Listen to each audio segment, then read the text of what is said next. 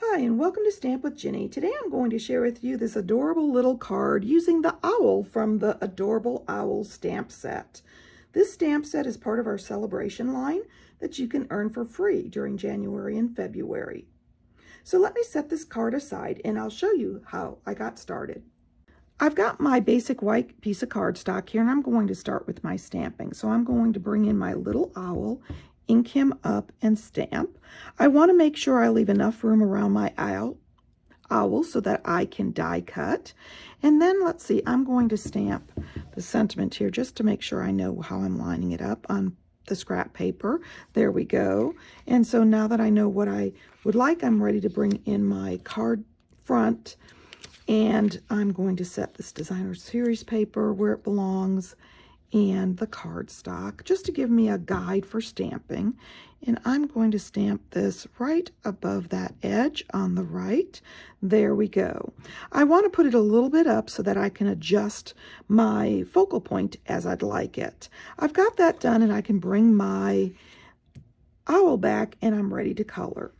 Okay, for my little owl, I'm going to start with my basic gray. Now I'm going to be using the light basic gray for his face, and I'm going to be using the dark for his body. That just gives me a little bit of natural color variation and adds a bit of whimsy to him. Now you can use it as straight coloring like I am, or if you prefer, you can do a little bit of shadow and shading. And of course, while I'm going around his face here, I'm using a light touch and my flare tip, and I'm even going to do his little ears here and his tummy.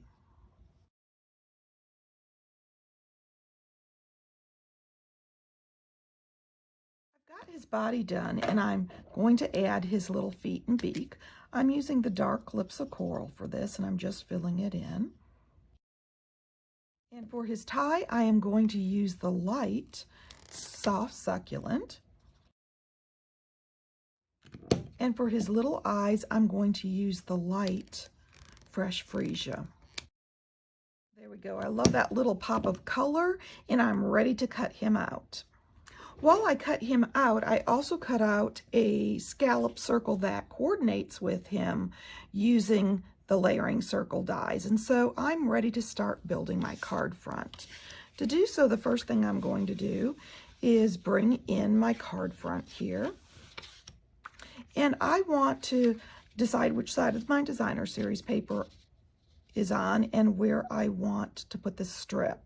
Now, if you're using your grid paper, it'll give you a natural ruler that you can add it where you would like. I'm going to bring it slightly down here like so. So when I remove this, it's about halfway from the top to the bottom. I can add my adhesive and layer it on. Now, where you place this is going to depend on how much of the color you want showing and how much of the designer series paper. So you can decide that as you go. I'm going to place this down on the bottom and adhere. There we go. I've got my card front finished and I'm ready to add my focal point. So I'm going to take my scallop circle and I'm simply going to adhere this flat to the right of, to the left of my sentiment. And then I'm going to take my little owl and I am going to pop him up just to create a little bit of shadow. And as you can see, one of the great things about our basic white paper is it's nice and thick. So you can stamp on both sides and still use your cardstock if you make a mistake.